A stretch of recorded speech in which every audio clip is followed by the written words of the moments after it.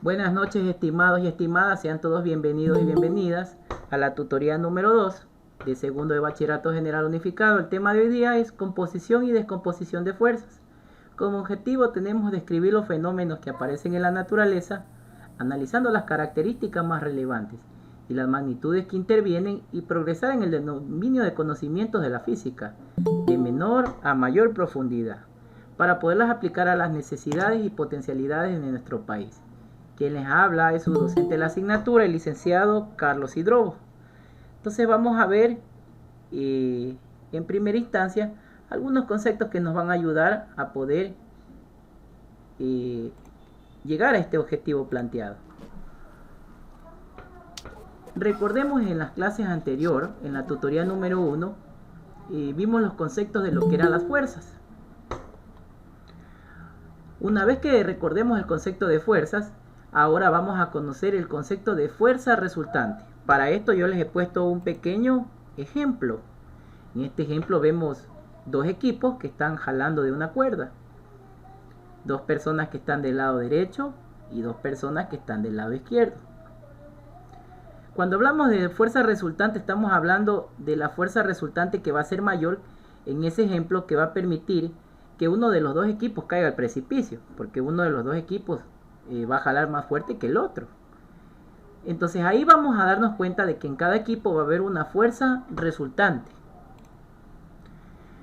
Cuando hablamos de esta fuerza resultante, tenemos que componer las fuerzas. Componer las fuerzas no es otra cosa que ir dibujando vectores de cada una de estas fuerzas individuales, ¿sí? Y vamos a encontrar una sola fuerza neta o una sola fuerza resultante que va a producir el efecto de todas las fuerzas o componentes que actúan simultáneamente sobre un equipo. Voy a ayudarme entonces, por ejemplo, con la pizarra para comprender esto a fondo. Entonces, con color azul vamos a componer las fuerzas que voy a encontrar en el primer equipo. Entonces, en el primer equipo veo, en el equipo del lado izquierdo, que aquí hay una fuerza. ¿Cómo se dibuja una fuerza? Pues con un vector. Entonces, le voy a escribir utilizando la letra F mayúscula y un subíndice para indicar que es la fuerza 1 de esta chica. Con otro color voy a dibujar y voy a componer otra fuerza. Ahora tenemos una fuerza número 2, que es de esta chica de acá. ¿Ya?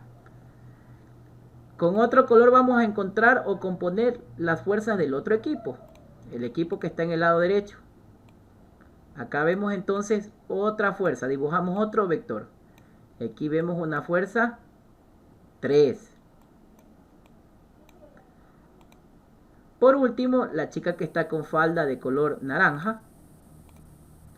Voy a dibujar otro vector para indicar que es la fuerza número 4. ¿Y qué es lo que he hecho yo ahí?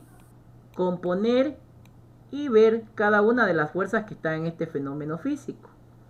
Ahora, cada uno de estos equipos va a ser una fuerza resultante. ¿Sí? ¿Por qué va a ser una fuerza resultante? Porque es la que provoca que este punto de aplicación, o bien las del lado izquierdo vayan al precipicio, o bien las del lado derecho caigan en el precipicio. Entonces aquí vamos a tener dos fuerzas resultantes. La fuerza resultante del equipo 1 y la fuerza resultante del equipo 2. Ahora, ¿cómo se encuentran esas fuerzas resultantes?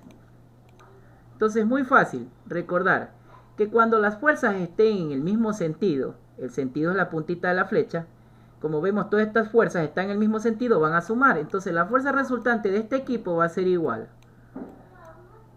a la fuerza 1 más la fuerza 2.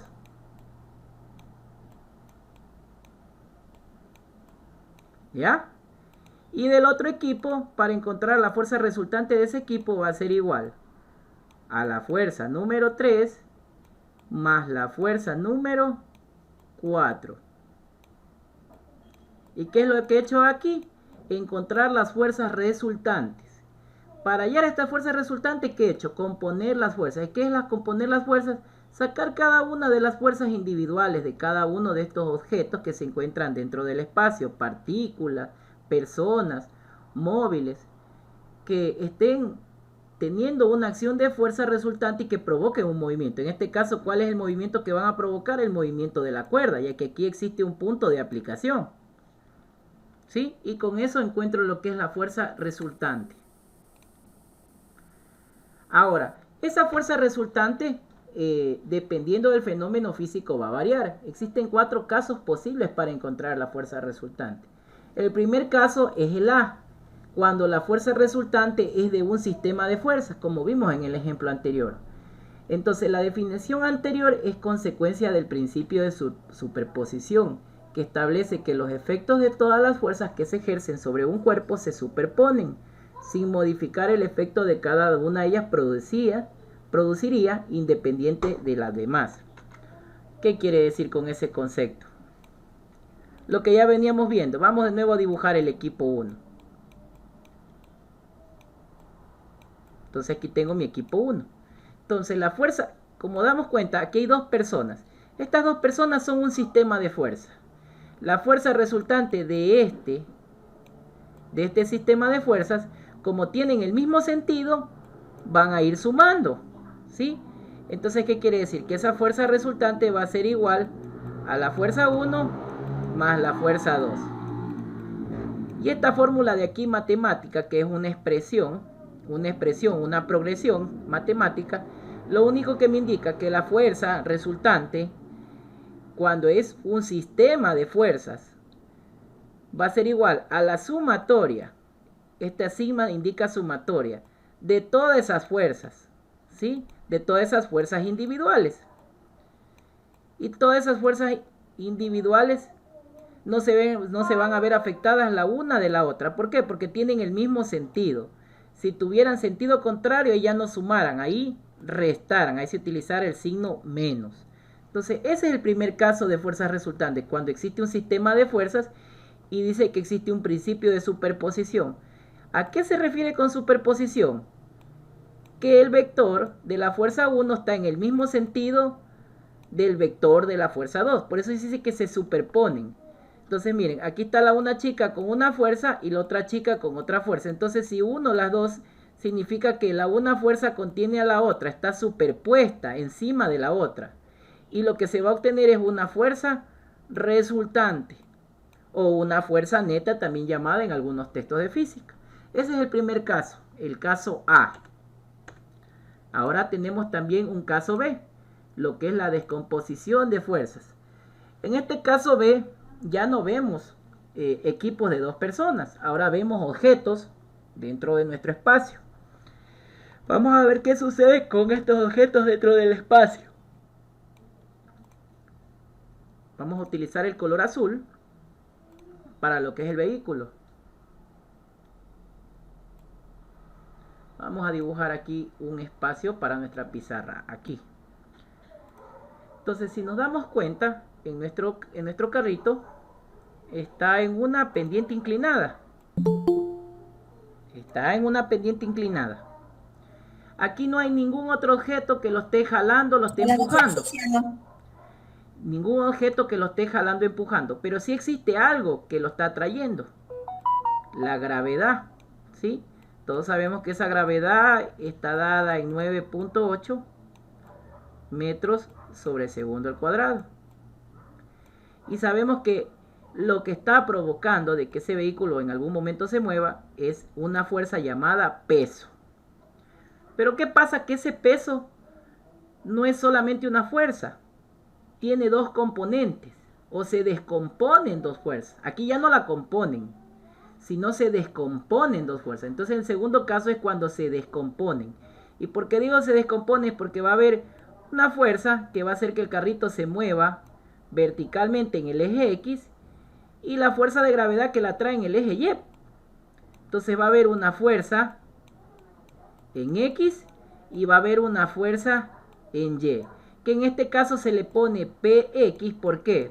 Porque la fuerza que está provocando eso es el peso. Entonces la reemplazamos la letra F con la letra P, ¿sí? Y va a haber un peso en X y un peso en Y, entendiéndose que el peso no es masa, ¿sí? El peso no es masa. Cuando hablamos de peso estamos hablando de Newton, de una fuerza que está provocando que se mueva ese vehículo.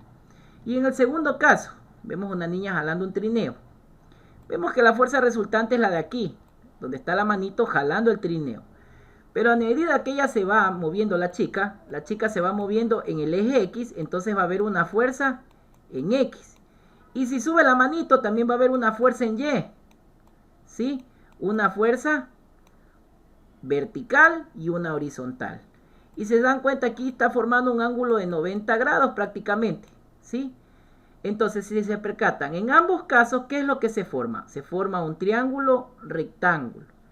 Entonces, cuando hablamos de descomponer fuerzas, estamos hablando cuando se nos forma un triángulo rectángulo, que es una figura geométrica que tiene un ángulo de 90 grados y que tiene 3 lados, 3 vértices. Y si sumo esos 3 vértices, esos 3 ángulos, me va a sumar ¿cuánto? ¿Cuántos grados tiene un triángulo? ¿Alguien que me indique? Bueno, como no me respondieron, les voy a mandar eso creo de tarea. Vamos a continuar entonces. Entonces, cuando hablamos del caso B de descomposición de fuerzas, ya no suman las fuerzas, sino que aquí una fuerza es consecuencia de la descomposición de dos fuerzas, una componente en el eje X y una componente en el eje Y. Cuando tenemos ese caso lo vamos a resolver con el teorema de Pitágoras. Luego tenemos un caso C, que se llama la composición de fuerzas recurrentes.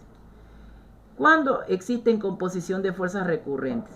Cuando existen fuerzas cuyas líneas de acción pasan por el mismo punto. Aquí les he puesto dos casos.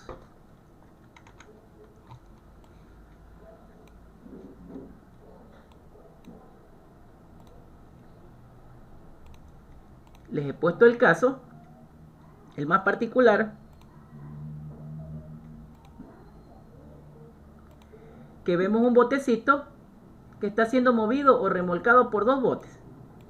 Los dos botes van en la misma dirección, entonces aquí va a haber una fuerza y aquí va a haber otra fuerza.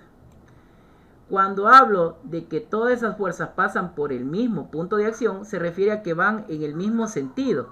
Entonces todas están yendo horizontal. Pero sin embargo, esta fuerza resultante tiene dos fuerzas. Una fuerza por aquí y una fuerza por acá. Lo que me indica que se está formando aquí un paralelogramo. ¿Sí? Acá en este segundo caso vemos que se forma una perpendicular. Se forma también un triángulo rectángulo. Y aquí aparentemente se lo resuelve utilizando a Pitágoras. Acá en cambio tenemos un caso cuando la fuerza neta va a ser la resta de esas dos fuerzas, porque son fuerzas que tienen diferente sentido. Entonces, la composición de fuerzas recurrentes no es otra cosa que utilizar la sumatoria de fuerzas o utilizar el teorema de Pitágoras. Ahora, ¿cuándo utilizar el uno y cuándo utilizar el otro? Entonces es fácil. Cuando utilizamos las fuerzas, la sumatoria de fuerzas, cuando vemos que las fuerzas están en el mismo sentido y están pasando por el mismo punto de aplicación, ¿sí? Y ambas están o sumando o restando. Entonces, ¿cuándo suman? Como recordemos en la tutoría 1, decíamos que la puntita de la flecha era la que indicaba el sentido. Entonces, cuando vemos fuerzas de sentido contrario, se restan.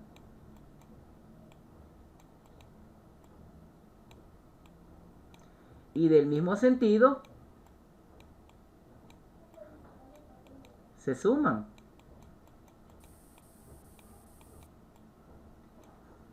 Y en el otro caso, cuando se forman los triángulos rectángulos, ahí sí ya toca encontrar por el teorema de Pitágoras, porque vamos a tener una fuerza en el eje Y y vamos a tener una fuerza en el eje X, y la hipotenusa vendría a ser la fuerza resultante. Aquí vamos a tener un ángulo. En el caso de acá no vemos ningún ángulo, ¿sí? Todas están horizontales. Esa es la diferencia. Y tenemos el caso C. Ahora el último caso, la composición de fuerzas paralelas. La resultante de dos fuerzas paralelas, una fuerza en A y fuerza de B, y del mismo sentido va a ser siempre otra fuerza neta, paralela a ellas, y del mismo sentido, cuyo módulo siempre va a ser la suma y cuya línea de acción o dirección está situada entre ambas. Aquí entonces tenemos dos casos, lo que les indicaba. De nuevo voy a ayudarme de la pizarra para entender esto a fondo. Entonces aquí vemos una fuerza en A, aquí, y vemos una fuerza en B aquí. Como vemos, la puntita de la flecha apunta hacia abajo, hacia el suelo. Como están apuntando en el mismo sentido, la suma de esta más esta fuerza va a ser la fuerza neta. Entonces ahí utilizo el signo más, porque la fuerza A más la fuerza B va a ser el resultado, mi fuerza neta o mi fuerza resultante. En el caso de acá, vuelta, están en sentido contrario. La fuerza A está apuntando hacia abajo y la fuerza B está apuntando hacia arriba. Entonces cuando las fuerzas tienen sentido contrario, se resta. Y la fuerza resultante o la fuerza neta va a ser la resta de esas fuerzas. ¿Sí? Prácticamente es lo mismo que el caso número 1, con la diferencia de que aquí el plano ha cambiado. Ya no ha sido solo un plano horizontal, sino también ha habido un plano vertical. Una vez que hemos visto esos 4 casos de composición de fuerzas, ahora sí lo que nos interesa, experimentar los fenómenos físicos. Pero vamos a hacer un recordatorio.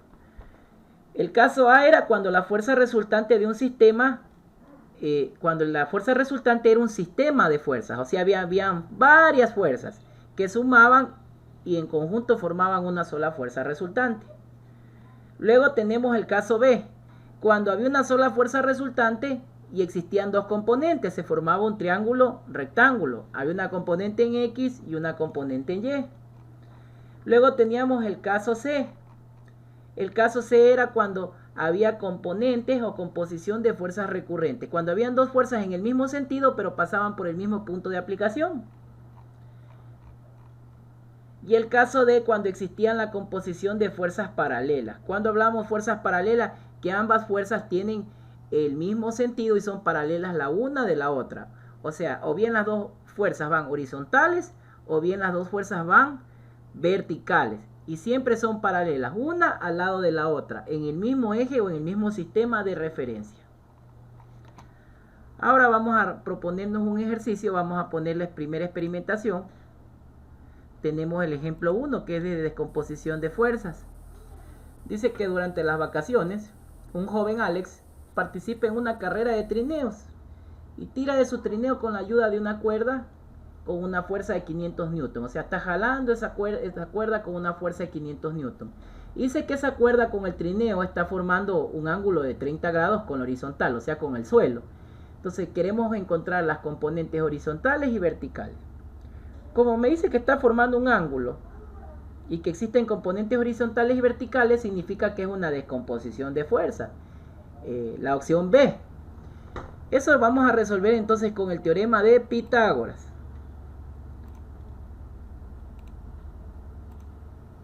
Vamos a ver entonces cómo vamos a hacer eso. Entonces yo siempre recomiendo en primera instancia comprender. Entonces en la comprensión nos damos cuenta que cada componente de la fuerza siempre está causando un efecto distinto sobre el trineo, ya que existe una fuerza en la componente X que provoca su avance. O sea, provoca que se desplace de forma horizontal.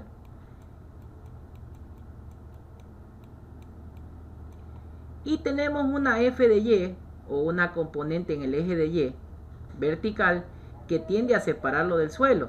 O sea, ¿qué quiere decir? Jalar hacia arriba.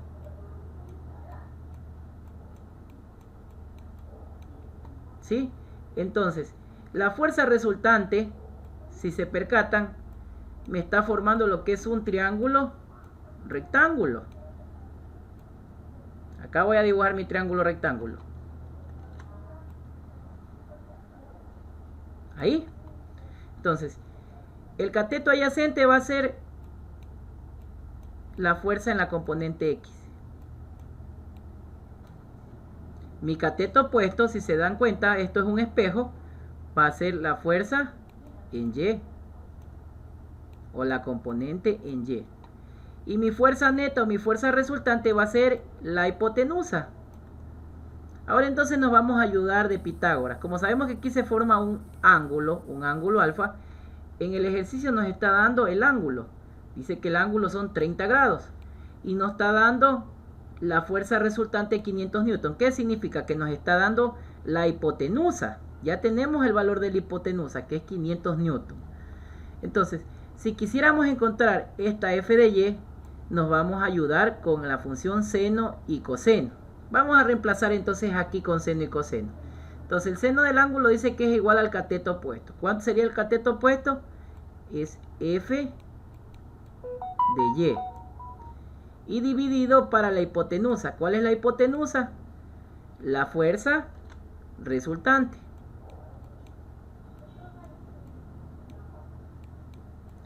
Vamos ahora, cojamos otro color para que no se me vayan a confundir.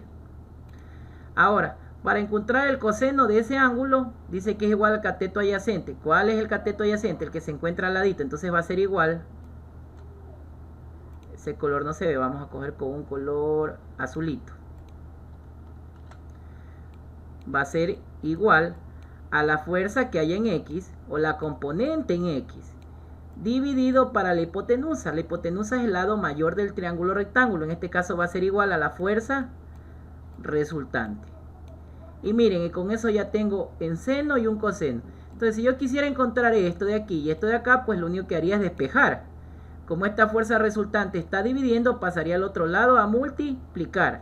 Entonces yo podría decir que mi fuerza en Y va a ser igual al seno del ángulo multiplicado por la fuerza. Y que la fuerza de la componente en X va a ser igual a la función coseno del ángulo multiplicado por la fuerza. Y con eso ya puedo encontrar tanto la fuerza en Y como la fuerza en X. Ahora me tocaría reemplazar los valores. Vamos entonces ahora a reemplazar estos valores.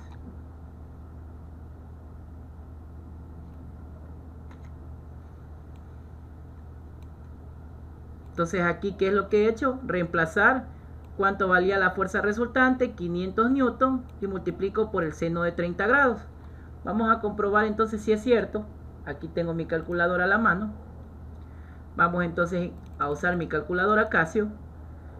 Vamos a poner entonces 500 newton multiplicado por el seno de mi ángulo. ¿Cuánto era el ángulo del trineo que formaba con el suelo? 30 grados.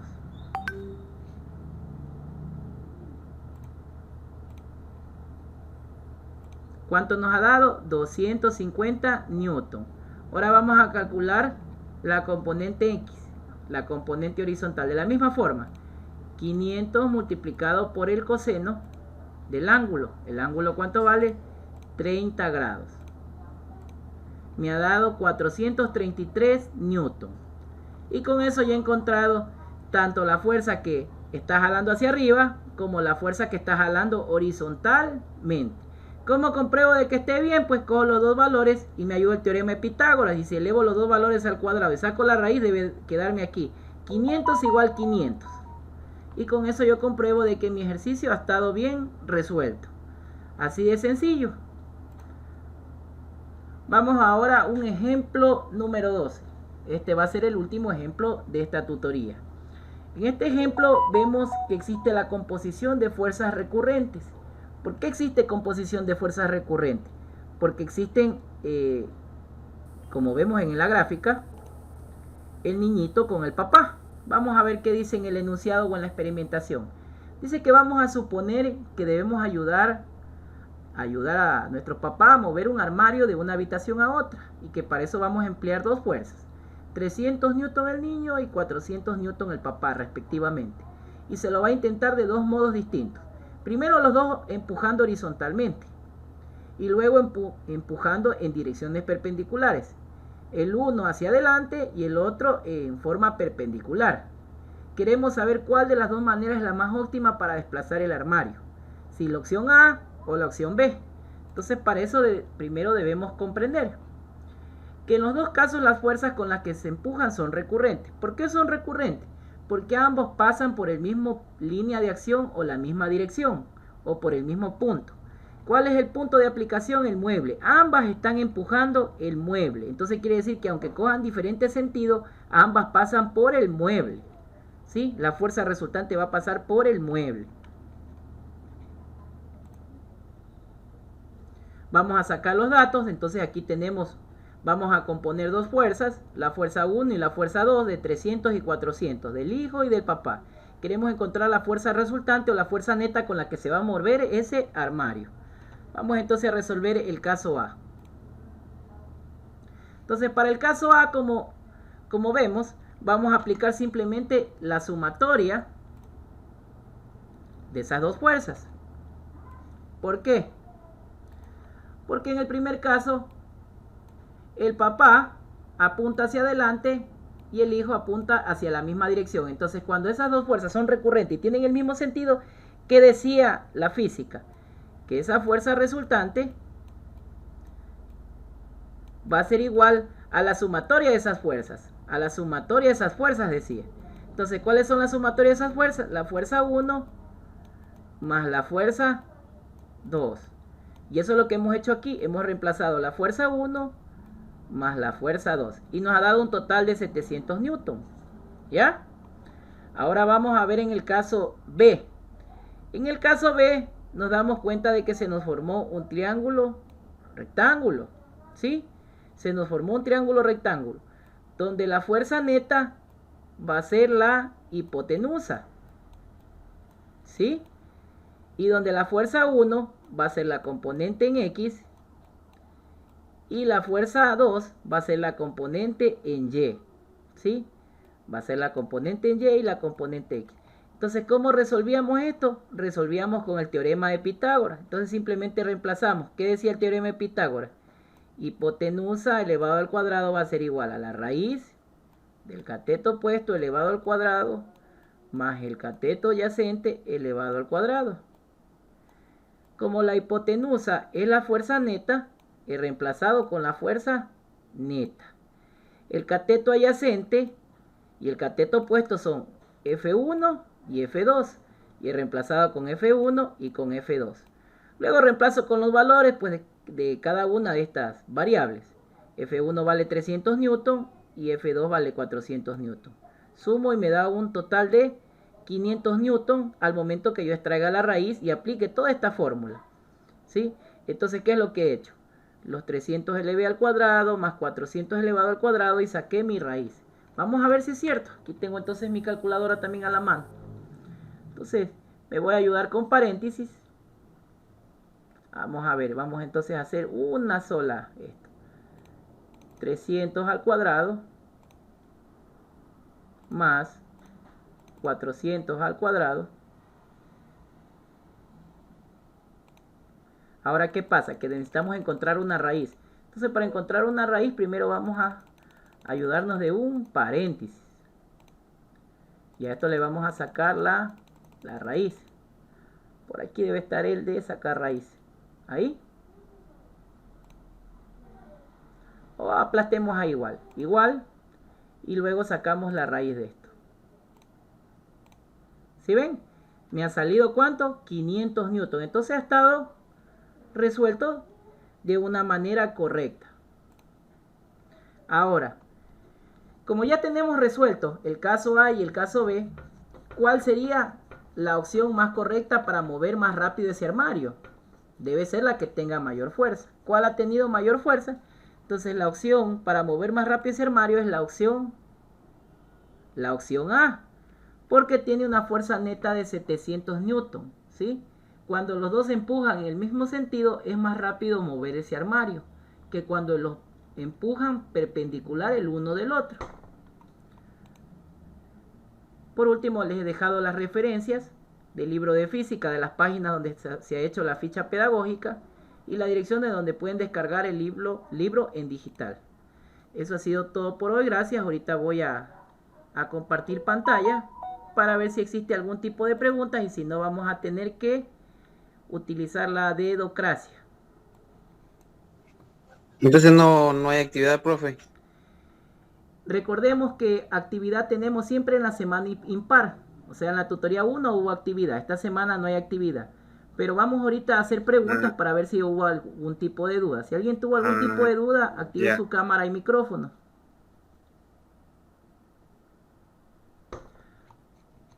No creo que la clase haya sido tan concreta. Vamos a hacer preguntas. A ver. A ver, Aspiazu, activa tu cámara. Vamos contigo para ver si hemos captado la idea de hoy día.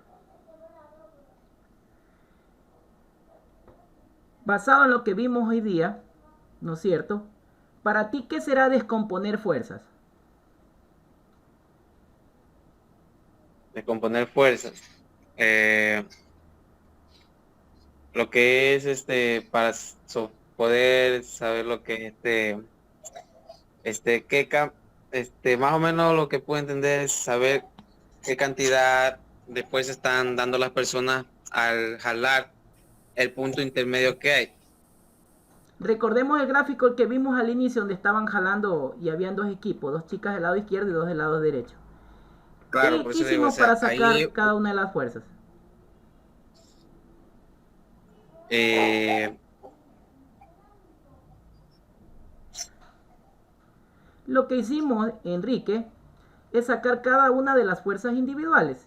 ¿Sí? Descomponer no es otra cosa que sacar cada una de las fuerzas individuales y ponerle nombre, decirle, tú te vas a llamar F1, fuerza 1, tú te vas a llamar fuerza 2, tú te vas a llamar fuerza 3. Por ejemplo, ustedes son una sola fuerza resultante, son el el segundo A. La fuerza resultante sería segundo A.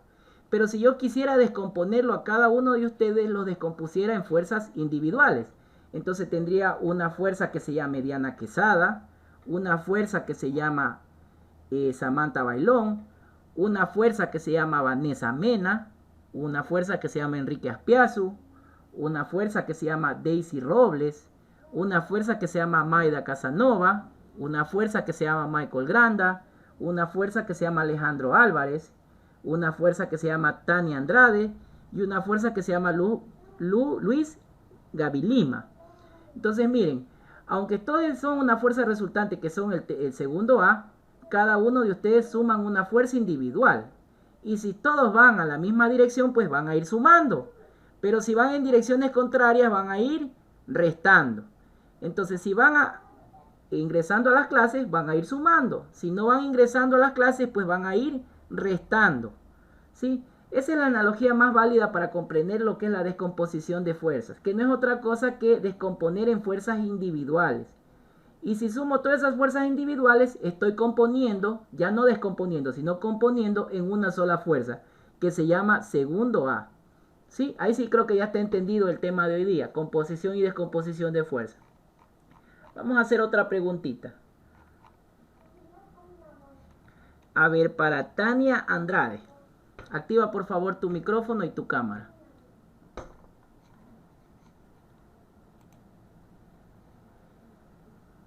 Por favor, activa tu micrófono y tu cámara. Se ha fugado de clase. Vamos aquí entonces a anotar. A ver, ¿quién no estuvo presente? Tania Andrade. Diana Quesada, por favor activa la cámara y el micrófono.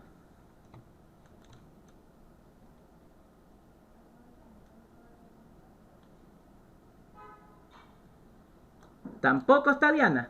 También vamos entonces a anotarla. Diana se ha fugado. ¿Algún voluntario?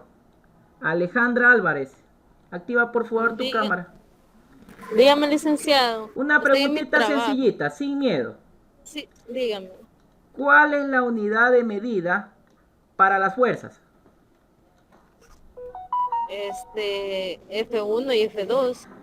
Bueno, esos eran los nombres que les poníamos, pero había un valor que se sacaba de cada una de las fuerzas. Ah, ya, 300 y 400. La unidad de medida para las fuerzas es el newton, ¿sí? Era 300 newton, 400 newton, recordemos. La unidad de medida para todas las fuerzas, incluso en la tutoría 1 la mencioné, es el newton. ¿Por qué?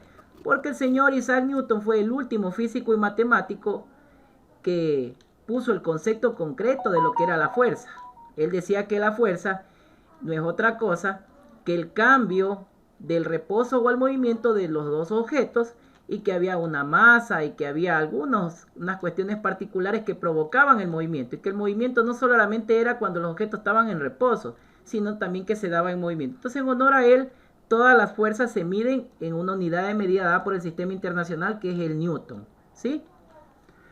Bueno, de mi parte no los canso más, nos vemos la semana que viene. Los que no interactuaron los anoté para tener presente el momento que me entreguen el portafolio, debido a que no están interactuando en la clase virtual. No es solo cuestión de conectarse y dejar ahí y desaparecer, no. La cosa es de aprovechar estos espacios para comprender y desarrollar sus aprendizajes. Si no, para dejar desactivado la cámara no ingreso a la clase virtual. Significa que no voy a escuchar nada de lo que dice el docente. Eso creo que es hasta una falta de respeto hacia el docente. Y ya me imagino que más después han de venir las excusas y todo eso. Pero yo he sido concreto. Si vamos a acceder a la clase virtual, así se equivoquen, no tengan miedo a responder. Porque esto es un espacio para poder solventar cualquier tipo de duda y retroalimentar en la clase, ¿sí? El espacio es para ustedes. Si no, no hubiera razón de tener estos espacios de forma online. De mi parte les agradezco muchísimo. Por favor activen las cámaras para hacer la captura de los que